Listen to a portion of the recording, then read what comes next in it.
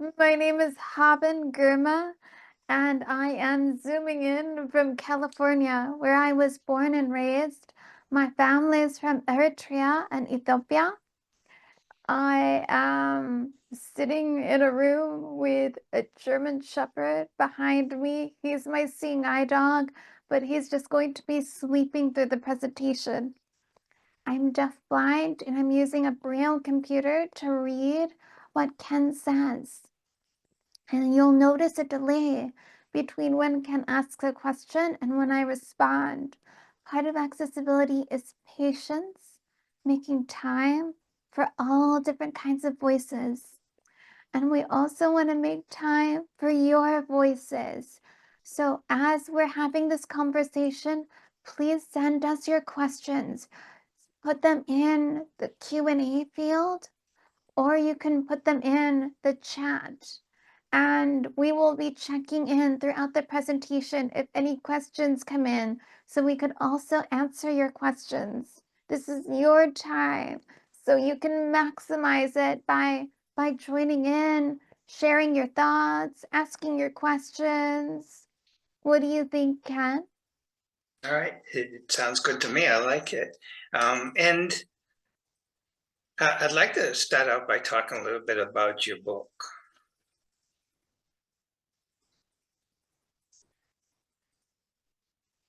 I published a book called Haben, the Deaf-Blind Woman Who Conquered Harvard Law. And the story behind the title is a lot of people have said to me, wow, you overcame your disability to do XYZ. There's this myth that deaf-blind people have to overcome our disabilities. But in fact, the biggest barrier is ableism. And it was Harvard that had to overcome ableism. So through stories, I shift how we think about disability. Instead of blaming the disabled person and saying it's our problem, we shift the burden of work of removing ableism and barriers to the institutions, because they should be taking care of all the removal of physical barriers, digital barriers, and social barriers. So I do that with stories from my life. It's available in written form, large print, braille, and as an audiobook. I read the audiobook. How did you read it, Ken? I actually I read it on my Kindle. The interesting thing I found, and I had mentioned this to you the other day, is I have ADHD. So my focus is not very good, particularly in reading. I very rarely read books.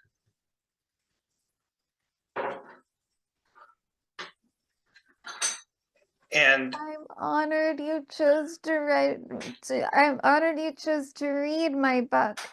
I spent a lot of time revising to make the stories flow and to add suspense to the story.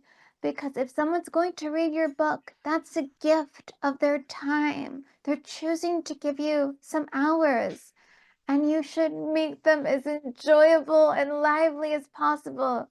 So I edited the book to keep the stories lively and keep the suspense flowing. and it did that literally. I sat down and read the first 200 pages without putting the book down.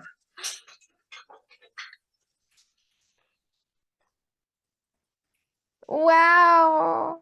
Thank you, Kat. So let's talk about some of the stories that are in that book. Some of them in particular. There were so many and so many interesting things.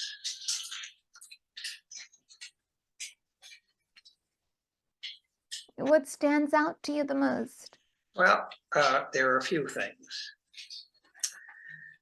I love the story. I think it was you and your cousin who you were making a peanut butter and jelly sandwich. Can you tell us that story?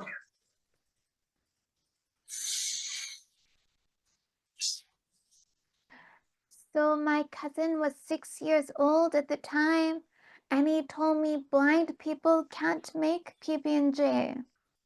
He said this because society tells you over and over again that blind people are incompetent. There's the joke, the blind lead the blind and they all fall into the ditch. So he'd absorbed all those messages and said, of course blind people can't make PB&J, even though he saw me weak word. So there was this conflict of information, what he actually witnessed and what society told him. And a lot of people, adults, kids, also face these conflicts. They may witness a disabled person actually accomplishing things. At the same time, they've been trained by society that disabled people are incompetent. And sometimes the incompetent stories win, and sometimes our personal experiences win. And we need to make the choice to believe disabled people are competent. We need to actively do the work of resisting the ableist stories. It's more work, and the easy route is to just accept the dominant narrative that disabled people can't do things. But if we put in the time and emotional work, we can resist the negative stories and then accept the reality that disabled people can do things, whether it's making a PB&J or going to law school. It was a small moment in your life, but it had a huge message. Yes, yes. Do you have similar stories with ADHD? In my case, and we are talking about a little bit about the session about inclusive education, is that when I was a child, I couldn't do my homework because I couldn't read. I could read, but not comprehend. And I was put into a class. They had back then they put people in class levels. One would being the lowest level, and the top would being the highest level. And they put me in the lowest level because they labeled me as basically being low intelligence, which was not true.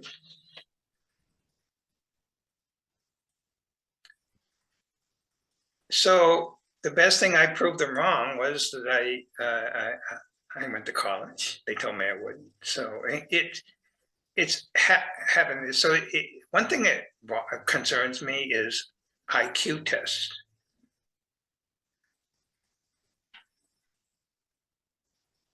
Yes, say more. They're discriminatory against somebody with particularly a neurological disability.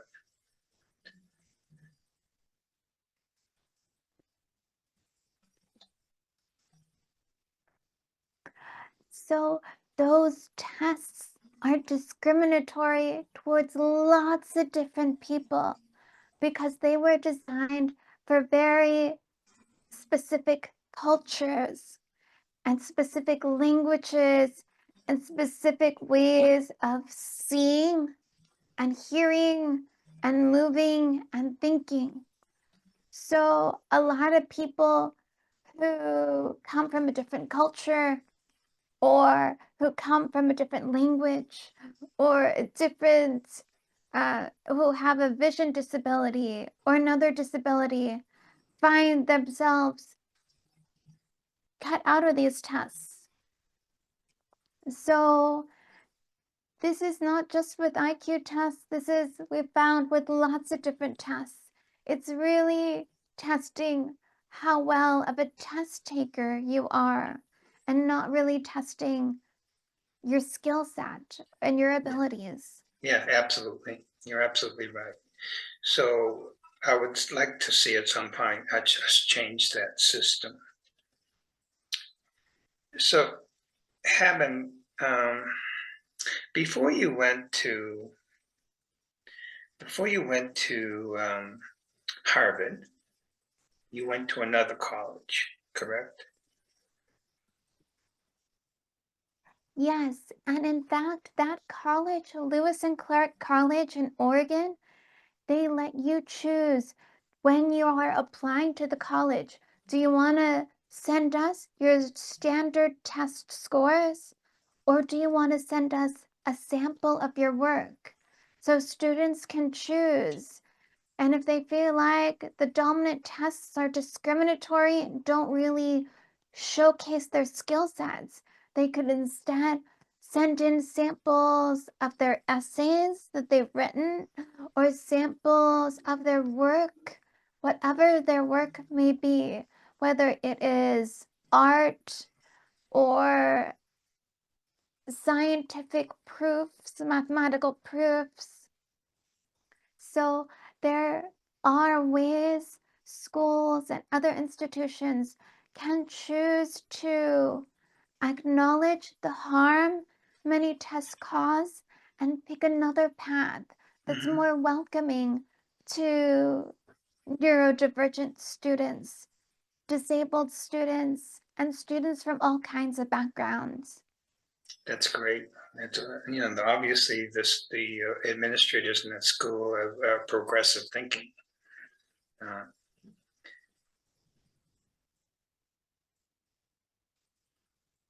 Yes, yes. There are other schools that are doing this too. It's not just that school. And some schools are getting rid of grades. And a Harvard Law School actually did not have like A, B, C, D, E, F grading system. It was a pass or fail grading system.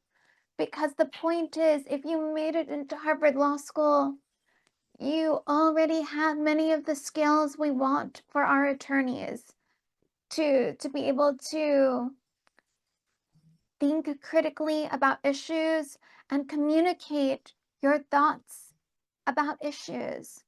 So it's more about learn as much as you can and be present in the learning process. So there are different ways schools can adjust to maximize learning and safe, accessible, inclusive learning environments for students.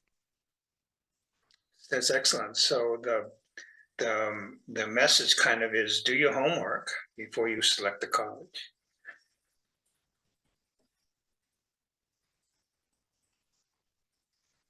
Yes, you should definitely explore the different colleges to see what are their disability policies.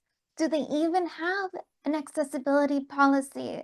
Do they have an accessibility office? And you can pick schools that have policies that resonate with your learning style. Absolutely, that's an outstanding message to give to people. Let's go back to that school a minute because you have a story in your book about something that happened at that school, which I think is a good one for people to hear.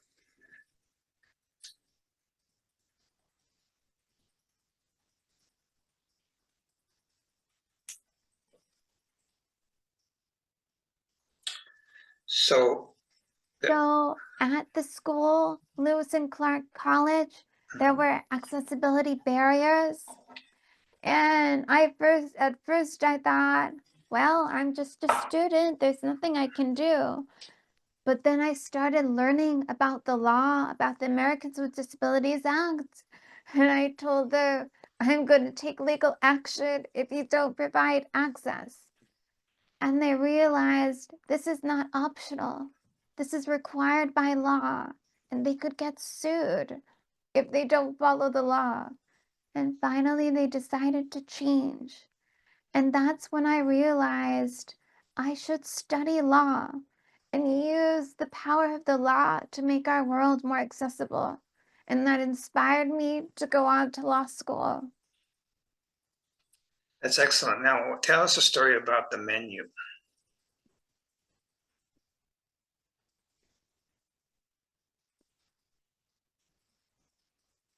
So the cafeteria had multiple stations and menus. And the reason I was saying there were access barriers is because the menu was only in a cited format.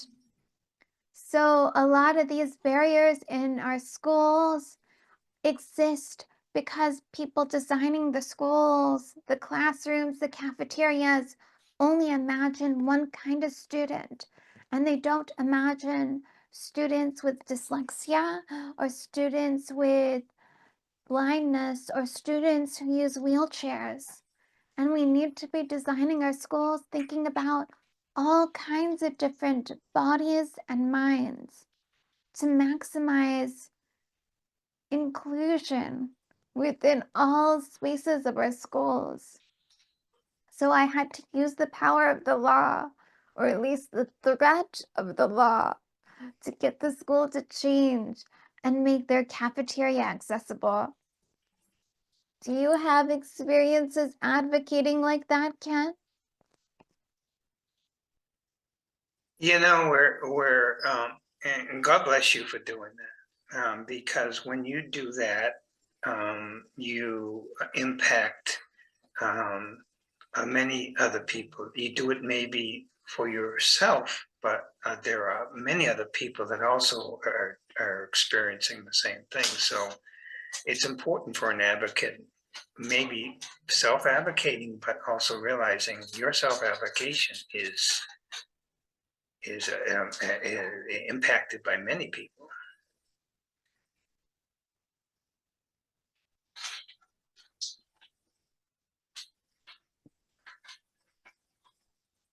It sure is. Right?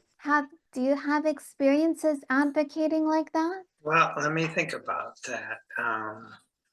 Certainly, when we go to some place and it's not accessible, and I am not, I don't have mobility issues, but you need to be sensitive to that and to go up to the owner of the restaurant or store or whatever it might be, and I've done that. Tell them, you know, somebody who has mobility issues cannot get into your store. So I think that kind of thing I've done, and other people should do it too. So even like with the sign language interpreter, which we have here in the room with us, people say, well, why do you have a sign language interpreter? Because there's nobody in the room that needs it. That's not the point. Not the point.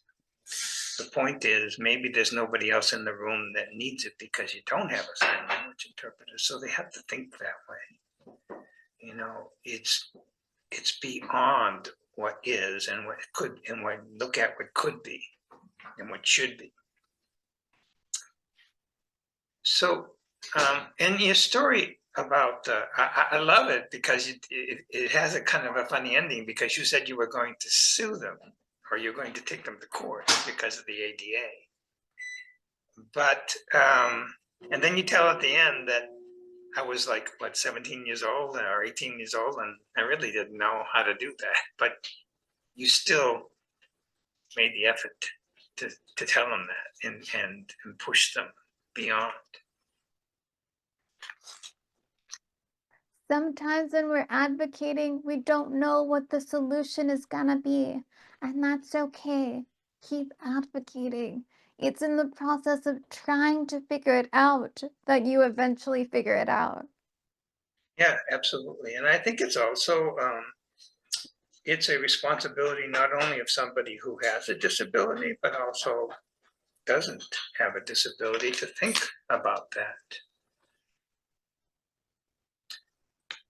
Haben, we got a question Everybody needs to be thinking. Sorry. Go for it. Okay, so we got a question from Ivy. And let me ask her question. It's multiple questions, but they're all related. So it says, what was the hardest thing you have done? How did you conquer this? If it was something that, I'm sorry, if it was something that took a while, how did you stay motivated?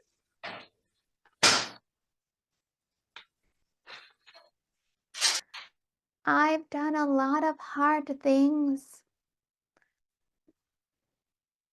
I think law school was particularly challenging, and what kept me motivated is knowing that the skills I was developing at law school would help me advocate for other disabled people and help make the world easier for more disabled people. So knowing that I was having an impact to help others, that helped keep me motivated to keep finding solutions and getting through law school. That was a great question, Ivy. And that was a great answer too. So, um, and the story of you going to Africa to build a house when you were what? How old were you then?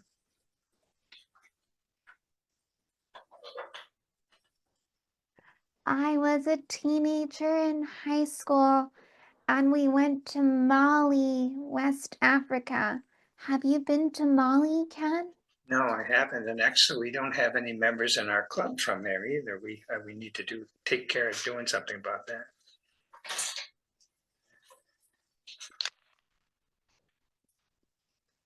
Yes, because inclusive education should be in every country, in every community. Absolutely. So you went there. The story about how you had to get your parents to agree to let you go there is it has a little bit of humor in it because you had to work on a strategy to get them to allow you to do that to start with.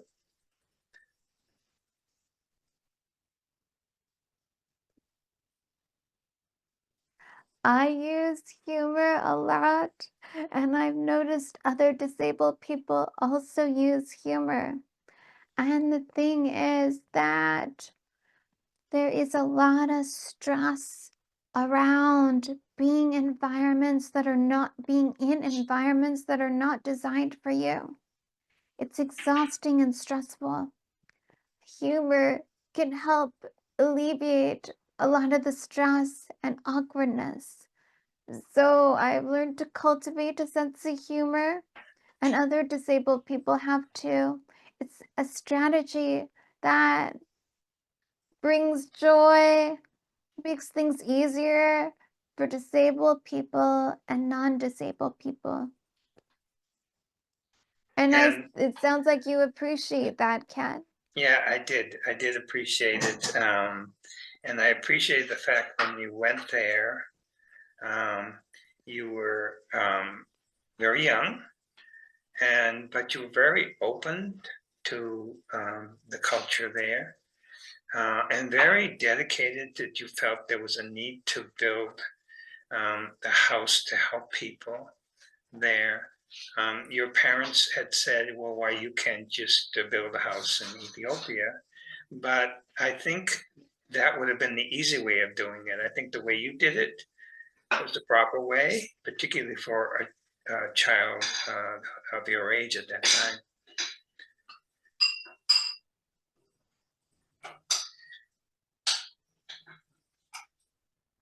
Who wants to do the easy way? I want to do the rewarding way. Yeah, And it's good to challenge yourself to build up new skills. We had yeah. talked a bit about education, and I want to add that it's really helpful to give students, especially disabled students, improv comedy workshops because humor is a really powerful skill when you are an advocate and you're advocating for accessible, inclusive education. It also teaches you problem solving skills. Improv comedy is about supporting your team, creating humor and stories through supporting your team and creating an environment that helps all different kinds of bodies and minds. So I hope comedy, specifically improv comedy, can be brought into more schools. That's excellent, that actually brings people beyond their comfort zones also, and teaches them that maybe they can do what they didn't think they could do.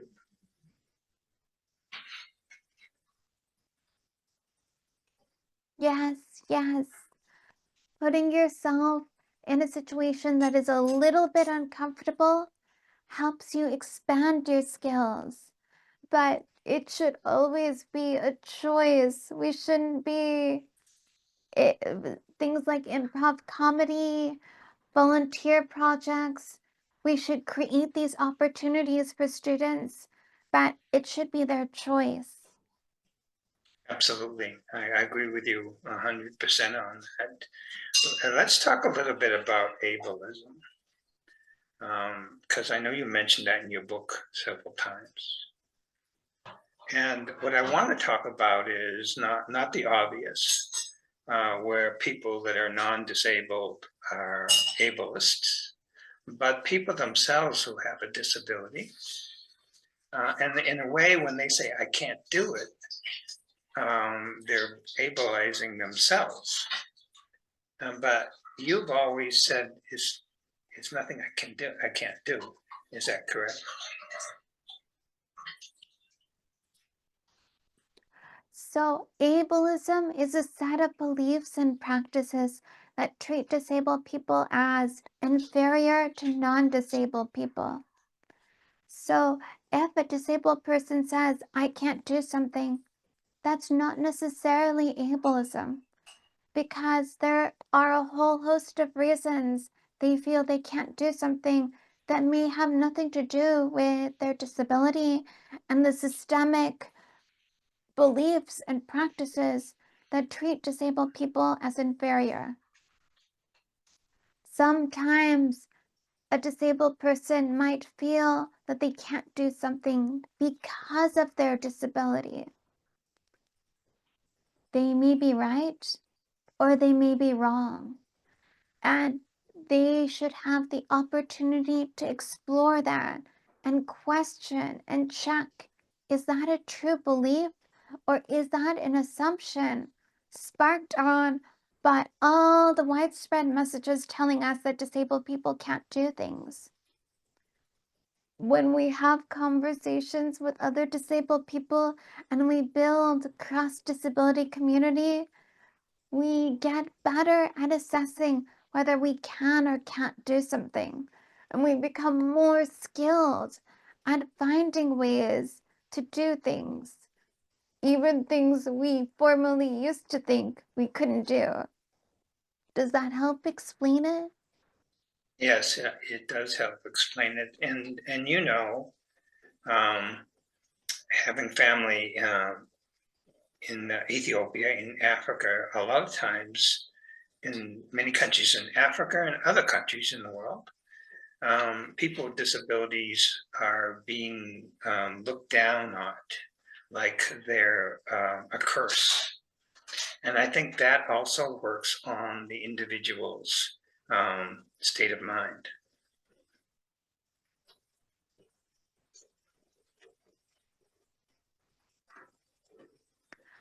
So, negative beliefs about disability can be found all over the world. You can find them in the United States, you can find them in Brazil. It's very, very global and widespread. And we can combat ableism by providing positive, authentic, disability led stories. And more disabled people are becoming authors and sharing their stories. They're becoming podcasters, video producers, and getting their stories out there. And I would love for more schools to feature disability stories so that students can learn about our disability history and disability activism. Excellent, very good. And I want to just encourage people to drop in some questions in the Q&A. Uh, excuse me, and we'll be glad to answer them. Um, so I guess I need to ask you this because a lot of people are shy or are not confident.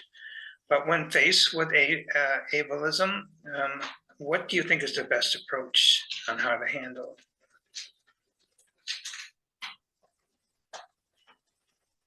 It really depends on where you are and how you're feeling. Sometimes we're too tired to advocate, and that's okay. Rest is a form of activism. We are in a very work-centric culture that values people on how fast and how much they produce. And if you rest, you are resisting all those pressures and instead centering your own health and needs. So if you feel too tired, you can celebrate your own health and rest. And then when you are recharged and you are energized to advocate, keep advocating. Find out what the solutions are and push for those solutions.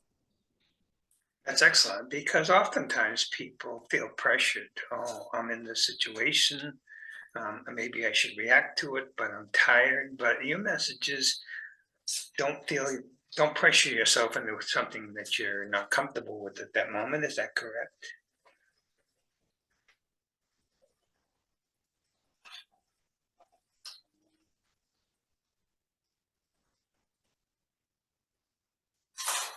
It depends.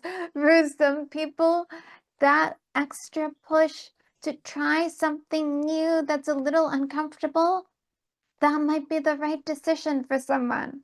For someone else, they may need a break, and rest is the right decision for them. So it really depends on the person. I much appreciate that. Tell me, are you working on another book?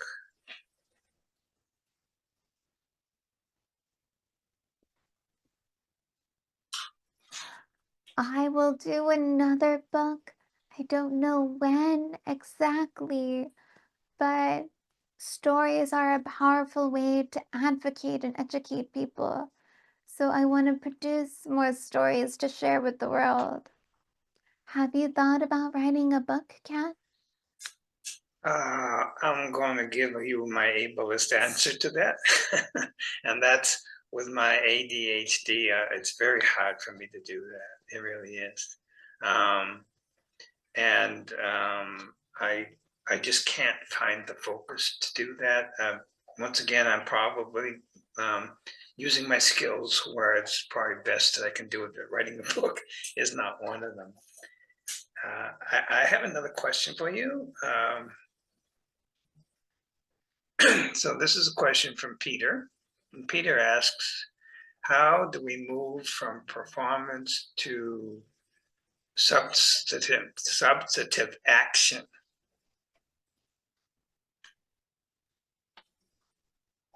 If you understand the question. They,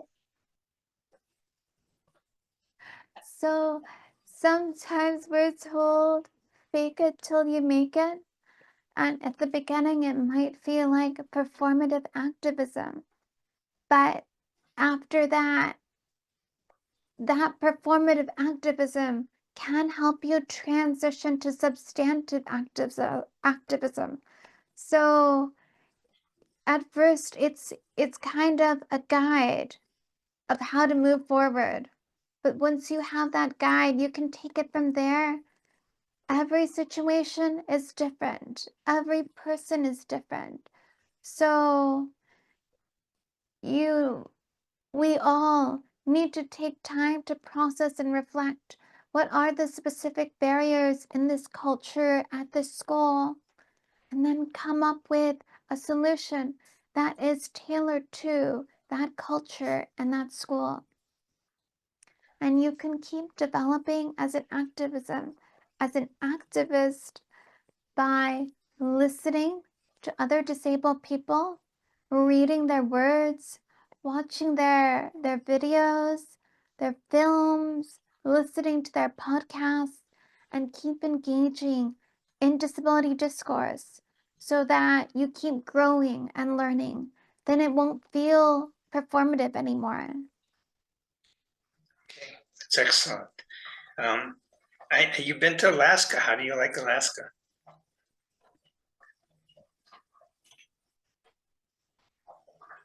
It's pretty cold. Yeah, but you lived in Massachusetts, which is pretty cold too.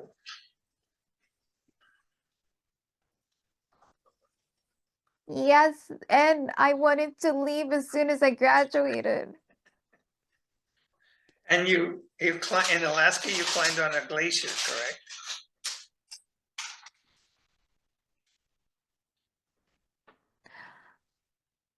You know, that was not in my book, but that is correct. So we took a helicopter up to the top of the glacier and we walked around there, and then we did some ice climbing along the glacier. Very nice. Yeah, I need to tell you also, we have, he's not a member of the club, but he's associated with a club, a gentleman in Sri Lanka. And he's a blind and he's a photographer. He's a photographer, which is the best thing in the world because people are like, really? He's a photographer? Yeah. And he enjoys it. Yes, yes, because when you are blind, and there are different levels of blindness and types of blindness, but you're often thinking about the visual world because there's so much conflict between what we experience and what mainstream culture is experiencing. And it's an opportunity to study that and approach visuals like photography from a creative perspective. But they can speak to it way more than I can. Yeah. Do they want to share now? Well, no, I don't think he's here with us today, but I did have the opportunity to interview him, and it's quite a story of him doing that. We also have a member of the club who's in Uganda, and he has set up a blind football league there that is very successful. He wants to expand to the rest of the world, but I think that, again, there's no reason why somebody who is blind can't play sports. Oh, of course, of course. And we have blind people in the Paralympics who compete at very elite levels of sport. Right, absolutely. And we actually have a woman in Kenya who wants to teach um, young women who are blind to play golf. And she is getting all sorts of resistance on that. And the resistance to me is actually a motivator.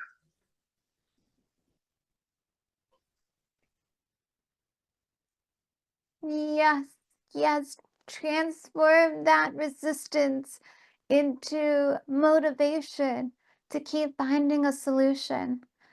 Right. Blind and disabled people have engaged in sports for centuries, for such a long time. It shouldn't be a big deal anymore. But because of ableism, there's there's that resistance, those negative beliefs. Absolutely.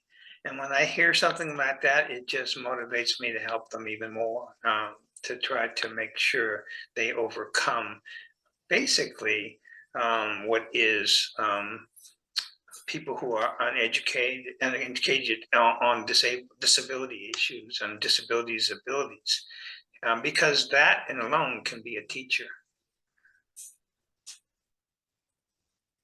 Yes, yes. So I hope we get accessible sports in Kenya, Uganda, and all over the world. Disabled people should have opportunities for sport just as non-disabled people have opportunities for sport. Right, absolutely. I agree with you 100%. So let me ask you one other question here. So you're interesting because you're using technology, but you're also using Braille. And Braille is becoming less used, particularly in countries like North America. So what is your thoughts on Braille?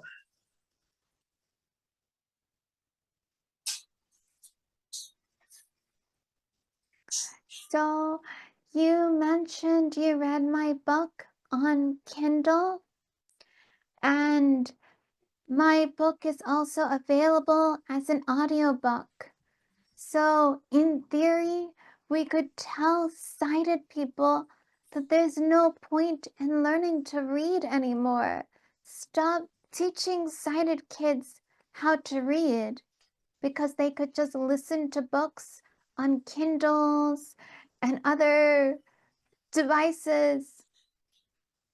But no one's going to say that to sighted kids because we understand literacy is important for sighted kids, even though audiobooks exist and Kindles and other tech exist for sighted kids and adults.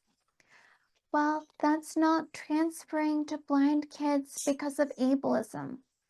Because of ableism, they're getting the message, oh, it's easier for the school to just not teach Braille. That's the real heart of the situation. It's easier for the schools and the teachers to limit the education they provide blind kids. We need to make sure blind kids have access to literacy, and they should be given all the reading options. Reading by ear, reading by sight if they have some sight, and reading by touch if they can read Braille.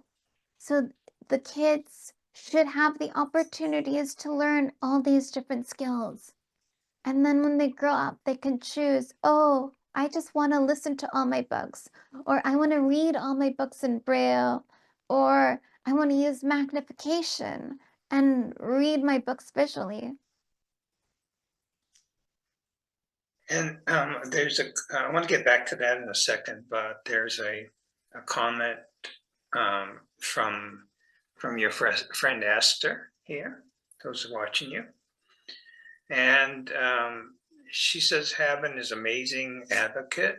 Maybe she can reflect on her experiences when she visited Ethiopia a few years ago.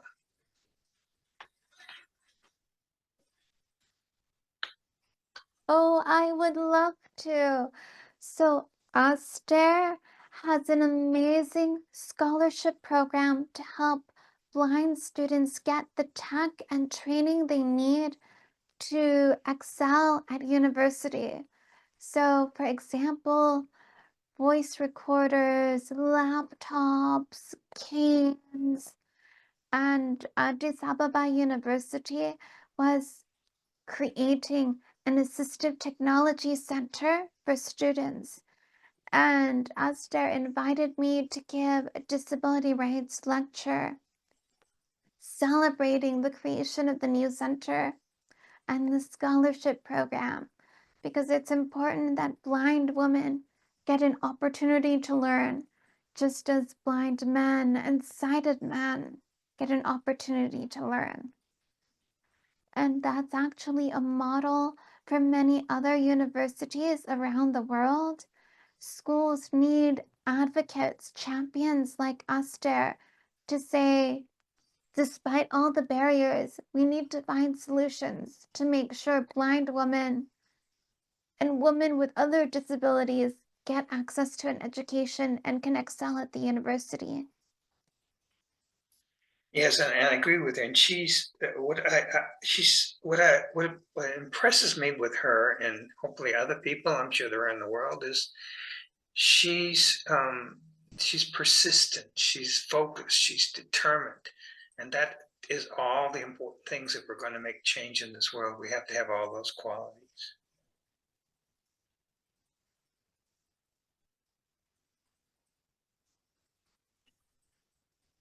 Yes, because the easy option is to let ableism win. Everybody tells us blind people can't do things, disabled people can't do things, and the easy option is to accept and listen to that. It's more work to fight and advocate for accessibility, more champions leading the way to make sure that schools from kindergarten to university are fully accessible to students with disabilities. Absolutely. And Jeremy has rejoined us here, which is my signal that we're coming to the end of the session. So. Well, Ken, I'd like to add. So Haben, I'm going to, as an MC, I have a little bit of latitude here, and I just want to, before I thank you, and Ken, I just want to say that if you could see, you would see that I was green, green with envy. It's a good thing I can't see either. I'm blind as well. But I am so jealous of Ken that he had this gorgeous opportunity to interview you.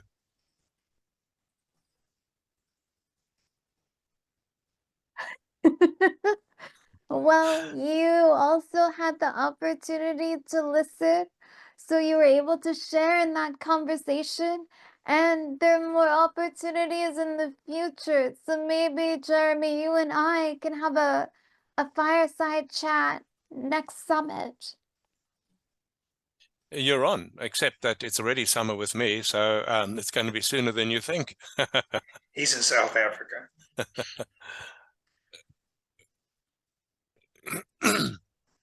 That's right. Good call. But Haben, wow, what an extraordinary interview. Ken, you did yourself proud, and you really brought out the most wonderful stuff. What an awful word to use in this context, but you brought out just such rich and funny and pertinent material from Haben, absolute gems. So I want to thank both of you, particularly Haben.